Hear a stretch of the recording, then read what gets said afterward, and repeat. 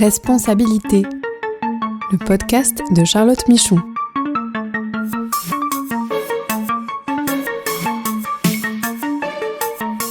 Droits humains pour comprendre les nouvelles obligations des entreprises.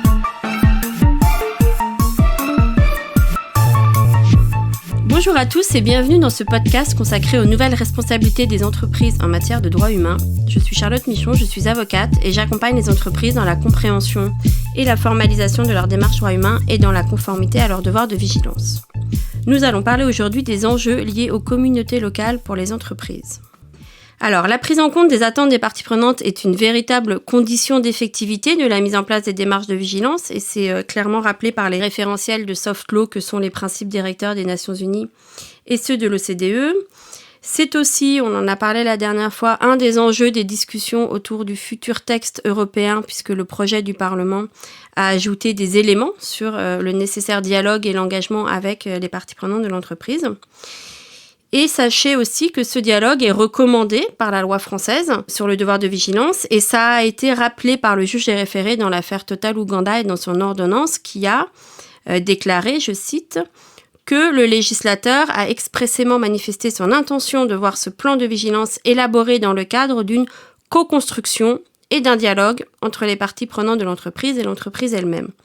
Et qui a aussi ajouté que ce dialogue a précisément pour objectif d'assurer au mieux l'effectivité du respect donc de la loi française sur le devoir de vigilance, mais aussi de l'efficacité du plan au regard des buts monumentaux fixés par cette réglementation, à savoir la protection des droits humains et de l'environnement. Donc nous le voyons, c'est vraiment un enjeu d'effectivité de la démarche de vigilance et de l'ensemble de la démarche pour les entreprises. Alors, quand nous parlons de parties prenantes ici, donc dans le cadre du devoir de vigilance, nous parlons bien de ce que l'on appelle les parties prenantes potentiellement impactées, qui sont les détenteurs de droits que nous cherchons à protéger et sur lesquels une entreprise ne doit précisément pas avoir d'impact négatif sur leurs droits humains.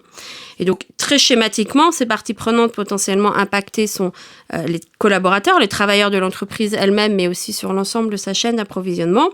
Mais aussi, cela peut être les usagers ou les clients dans certains secteurs. Et bien sûr, notamment dans les secteurs industriels, les communautés locales dont nous allons parler aujourd'hui. Et pour ce faire, je suis ravie d'accueillir Céline Pires. Donc Céline, bonjour. Bonjour Charlotte. Donc tu es consultante en entreprise et droits humains avec une véritable expertise sur ces relations entreprises et communautés locales, puisque tu as effectué un certain nombre d'évaluations d'impact et de médiation de conflits en Amérique latine et en Afrique. C'est exact. Alors, une première question déjà peut-être sur la question du périmètre et de la définition. Qu'est-ce qu'on entend par communauté locale ? Quels sont les différents types de communautés ? Et quels sont les plus vulnérables ? Merci Charlotte. Je suis ravie de commencer par cette question qui va me permettre en fait de débuter par une clarification de ce que l'on entend par communauté locale. Je lis de nombreuses politiques droits humains des entreprises, des communications officielles, des plans de vigilance qui font mention du droit des communautés locales comme partie prenante clé de la démarche droits humains ou de la concertation pour l'établissement du plan. Le problème, c'est qu'on ne sait pas ce qu'il y a derrière ce terme de communauté locale qui n'est pas forcément défini, ni dans les politiques droits humains, ni dans les plans de vigilance ou autres communications officielles. Et il faut savoir donc que le droit international, il n'utilise que très rarement le terme communauté. Si tu me permets, en une petite minute, je vais simplement clarifier ici ou faire un essai de définition du terme. La première fois qu'on parle de communauté, c'est la Cour permanente de justice internationale, dans un avis consultatif de 1930, qui nous dit que c'est une question de fait et pas une question de droit. Pourquoi c'est une question de fait ? Parce que ça dépend du contexte opérationnel spécifique. Et donc, une communauté, selon cet avis de la Cour permanente de justice, ça va être une collectivité de personnes vivant dans un pays ou une localité donnée et qui va avoir en commun notamment 3 éléments. Une identité biologique, une identité culturelle, une religion, une langue, des traditions qui lui sont propres et qui va souhaiter conserver ces traditions, les transmettre sur un territoire donné.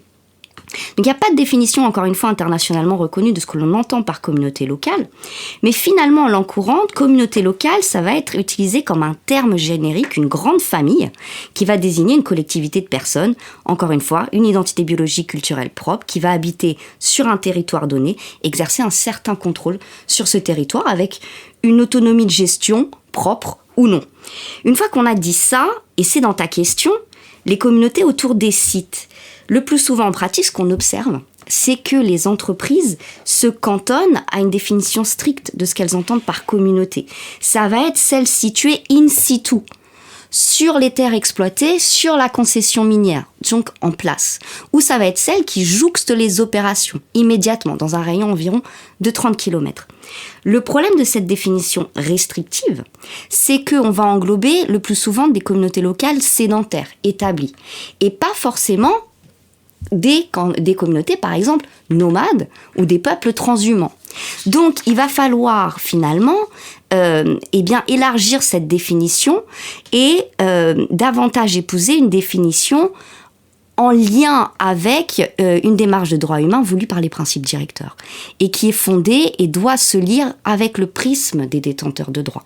Donc ça va être une définition plus large qui va regrouper un groupe de personnes d'une dimension quelconque, vivant, travaillant, séjournant temporairement sur un territoire donné et qui peuvent être économiquement, socialement impactés directement ou indirectement par les opérations, les activités, mais aussi les produits et les services d'une entreprise.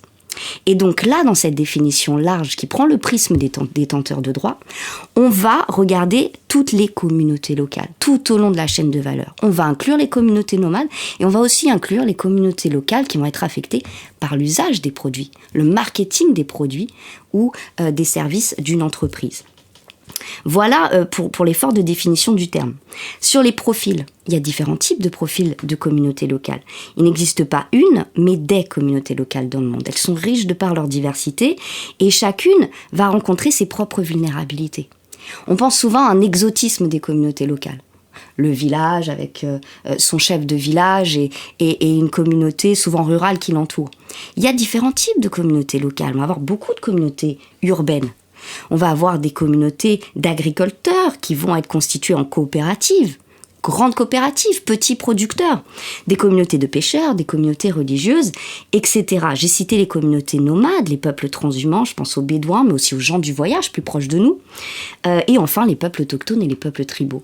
Et c'est important, je crois, ici de les distinguer. On dit communauté locale et peuples autochtones et tribaux parce qu'ils ont des droits qui sont protégés avec une protection renforcée dans le droit international.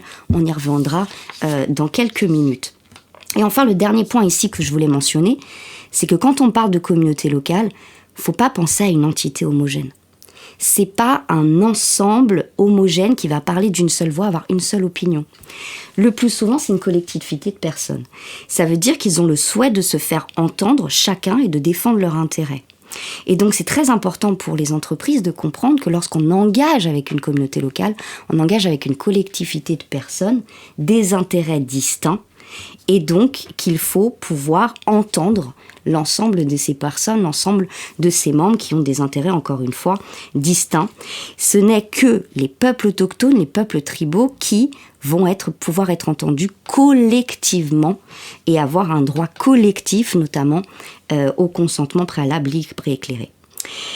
Ils constituent d'ailleurs ces peuples autochtones et tribaux, puisque tu me demandais qui sont les plus vulnérables, et ils sont reconnus par l'OIT et l'ONU comme les communautés internationales les plus vulnérables. Et c'est lié en fait à leur passé marqué par la discrimination, la marginalisation généralisée, voire même l'ethnocide dans certaines régions du monde. Et j'ajouterais en matière de vulnérabilité qu'au sein même des communautés locales non autochtones, non tribales, tu retrouves des groupes vulnérables. C'est souvent les femmes, les enfants, les personnes en situation de handicap. Mais j'ai aussi envie d'ajouter les illettrés qui, du coup, vont avoir des difficultés à prendre part au processus de consultation. Et donc, il faut bien voir qu'au sein de la communauté locale, on va avoir des intérêts distincts qu'il va falloir entendre de manière adaptée et surtout adapter nos process de concertation aux groupes les plus vulnérables au sein de ces communautés. Merci beaucoup. Donc on le voit, un besoin d'appréciation vraiment in concreto et d'identification au niveau le plus opérationnel possible de ces communautés et à l'intérieur même de ces communautés, des personnes ou des groupes de personnes les plus vulnérables. Et alors, si on regarde maintenant en quoi les activités d'une entreprise peuvent impacter de manière négative ces communautés, selon ton expérience, quels sont les droits qui peuvent être touchés et peut-être aussi par rapport au secteur d'entreprise, lesquels sont particulièrement plus exposés à avoir ces risques d'impact négatif sur les communautés.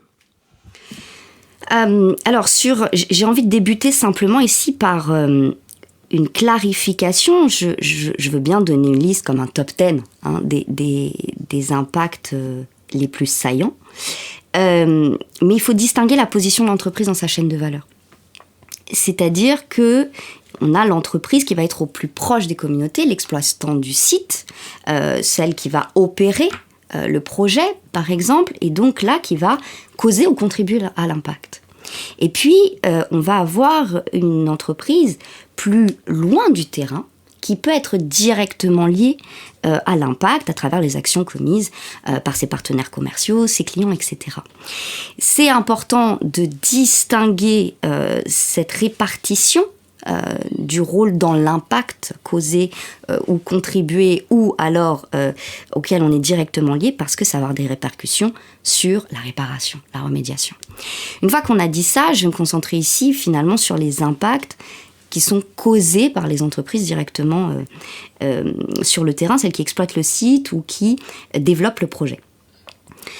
Les secteurs les plus exposés à ces impacts, ça va être le secteur extractif, notamment extraction minière, je pense donc bien sûr pierres précieuses, diamants, or, cuivre, mais aussi dans d'autres qui sont dans le secteur de pétrolier, de gaz, je pense au lithium notamment, minerais rares, secteur agricole à large échelle, ce qu'on appelle l'agrobusiness, et enfin le secteur énergétique évidemment.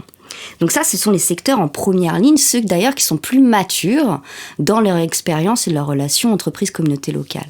Maintenant, sur leur impact, il y en a une dizaine, je ne vais pas faire une liste à la Prévert, mais j'aimerais en mentionner certains. Il y a effectivement l'impact d'abord sur la santé des membres des communautés locales, qui sont in situ, donc sur place, ou qui jouxtent les opérations, ou alors qui vont être impactés parce que, par exemple, les camions de l'entreprise vont traverser, ou les camions de prestataires vont traverser certains villages. Bon, il y a d'autres exemples.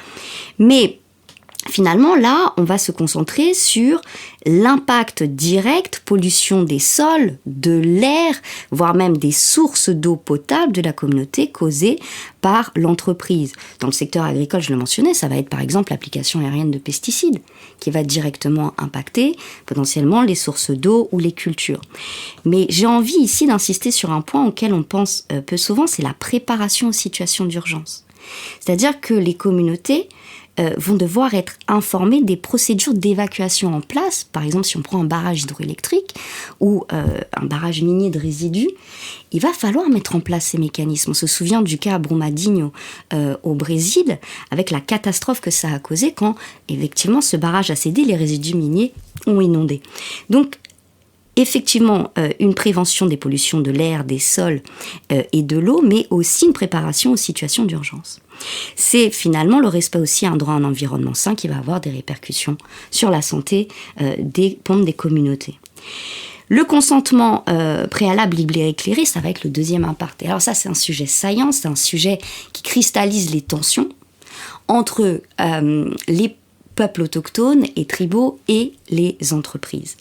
Et qui aujourd'hui, on le voit sur le fondement de la loi sur le devoir de vigilance, est aussi un des motifs qui ouvre au litige. Et donc, à la base, c'est une obligation d'État, mais on a des normes de performance, des standards internationaux qui vont demander aux entreprises de mettre en œuvre ces processus de consentement préalable libre et éclairé. Tu en as cité quelques-uns. J'ai envie de citer ici les normes IFC de performance, les principes de l'Équateur, ou des standards plus sectoriels tels que ICMM ou IPIECA. Et en fait, qu'est-ce qu'on entend par consentement préalable libre et éclairé ? On y reviendra plus en détail, mais c'est le droit collectif reconnu pour les peuples autochtones et tribaux, à une décision collective. C'est une décision collective prise par les peuples autochtones eux-mêmes, librement, sans coercition, après avoir été consultés sur la base d'informations transparentes, à travers leur processus de décision propre et coutumier, de donner l'autorisation du démarrage des activités de l'entreprise ou la modification du projet. Voilà. C'est pas un droit de veto. C'est un droit de dire oui, un droit de dire oui mais, et un droit de dire non. Mais pas un droit de veto, on y reviendra. C'est une obligation de moyens renforcée pour l'entreprise de parvenir au consentement pour les peuples autochtones et tribaux. Et dans certaines circonstances. Après, il y a un impact très très sévère, c'est l'utilisation disproportionnée de la force. Tu l'as déjà traité dans quelques podcasts que tu as pu réaliser. C'est effectivement dans certaines zones géographiques, l'entreprise va employer une force de sécurité privée pour surveiller ses opérations, ses sites, ou voire même ses infrastructures, ou s'associer à la force de sécurité publique afin de prévenir, par exemple, une menace terroriste, on le voit au Mozambique, ou même s'associer avec une force de défense internationale. Et dans ces cas, il peut exister des tensions entre les membres des communautés par le biais de manifestations, de protestations, et on va avoir ces forces de sécurité qui, par un usage disproportionné de la force, vont causer des agressions physiques, des impacts civiques, voire même potentiellement, malheureusement, des assassinats et des meurtres. Donc, il faut ici distinguer le moment où l'entreprise a ou non un degré de contrôle sur ses forces de sécurité. Forces de sécurité privées, prestataires de sécurité privée, il va y avoir ici un degré élevé de contrôle. Et donc, on va pouvoir impulser la marche à suivre. Pour les forces de sécurité publiques, ici, le degré de contrôle, l'influence, elle est plus basse, elle est moindre. Toutefois, elle existe. Et là, l'entreprise va pouvoir user de son influence auprès du gouvernement pour garantir le bon usage de la force. Et il existe des principes, notamment le principe volontaire sur la sécurité et les droits de l'homme, qui vont fournir des conseils aux entreprises pour pouvoir garantir le respect des droits de l'homme et l'usage proportionné de la force. Et ça me donne la transition parfaite pour le respect du droit des défenseurs humains. L'autre impact qu'on voit beaucoup, tu citais dans un de tes podcasts avec Michel Forst, c'est aussi les agressions qui se multiplient contre les défenseurs des droits humains, avec une nécessité pour l'entreprise de reconnaître le rôle des défenseurs des droits et de l'environnement et de s'engager à ne pas porter atteinte à l'exercice de leurs droits. Je voulais enfin citer quelques autres impacts. C'est la non-discrimination et l'égalité des chances. Le premier impact positif d'une entreprise lorsqu'elle arrive dans un territoire donné, c'est de fournir de l'emploi aux membres des communautés locales. Maintenant, cet emploi, il faut aussi qu'il soit qualifié. Et c'est ce qu'on entend beaucoup venant des membres des communautés locales. C'est que bien souvent, parce qu'ils n'ont pas eu accès à l'éducation, ou parce que nombre d'entre eux sont illettrés, ils n'ont pas l'opportunité d'accéder à ces emplois qualifiés. Donc pour l'entreprise, dans sa stratégie d'engagement, il faut un plan de recrutement et d'emploi en consultation avec les entreprises, mais qui aussi tient compte de la nécessité de qualifier pour pouvoir employer. Et enfin, les moyens de subsistance. Effectivement, les communautés locales doivent pouvoir préserver leurs moyens de subsistance et se développer socio-économiquement avec l'entreprise. Et là, il y a une pratique très intéressante au Canada qui est le Benefit Sharing Agreement. On va proposer aux communautés locales impactées par le projet de percevoir une partie des bénéfices pour pouvoir choisir le mode de développement économique et social. Et on y reviendra, le droit à la terre et le droit aux ressources naturelles des communautés locales, c'est véritablement un sujet clivant, un sujet encore une fois qui cristallise les tensions, parce que les opérations des entreprises vont avoir des incidences négatives sur la terre. Soit parce qu'elles ont besoin d'un accès temporaire, soit parce qu'elles ont besoin d'un accès permanent à la terre, et ce qui suscite des déplacements de population qui, lorsqu'ils ne sont pas concertés ou lorsqu'on ne négocie pas justement équitablement la compensation, peuvent générer des conflits. Il y a d'autres impacts, mais on y reviendra. Un impact que l'on observe qui est de plus en plus prégnant, c'est aussi la nécessité de préserver le patrimoine culturel. des peuples autochtones, mais aussi des communautés locales. On se souvient de l'affaire Rio Tinto qui avait généré la démission de son PDG après la destruction des grottes considérées comme sacrées par les peuples tribaux. Voilà ensemble un peu une liste qui nous donne un peu une idée des différents impacts. Je mentionnais le secteur agricole, le secteur extractif, secteur énergétique, mais on observe une tendance intéressante, c'est qu'il y a d'autres secteurs qui aujourd'hui notent leur impact sur les communautés locales. Prends le secteur textile, par exemple au Mexique, après l'utilisation d'éléments culturels sur une collection de Zara, tu avais eu une levée de bouclier de certaines communautés qui expliquaient qu'ils n'avaient pas été consultés pour que Zara, dans cette collection, utilise des éléments, des symboles de leur identité culturelle propre. Dans le secteur pharmaceutique, il va falloir se poser la question des droits de propriété intellectuelle sur le savoir traditionnel de ces peuples autochtones. Et de l'industrie cosmétique, pareil. Donc on voit que c'est pas seulement l'impact direct, il y a d'autres secteurs qui sont concernés par l'usage de leurs produits. Donc merci beaucoup Céline. Donc nous allons nous arrêter là pour aujourd'hui et on te retrouve dans 2 semaines pour une deuxième partie du podcast, donc consacrée cette fois-ci aux peuples autochtones et aux spécificités de ces peuples et des impacts que les entreprises peuvent avoir et surtout aux réponses possibles des entreprises pour un dialogue et un engagement effectif avec ces communautés. Merci à tous.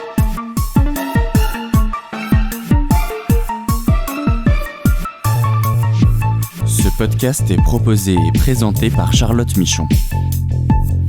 Vous pouvez la contacter sur LinkedIn pour plus d'informations. Produit par Amicus Radio.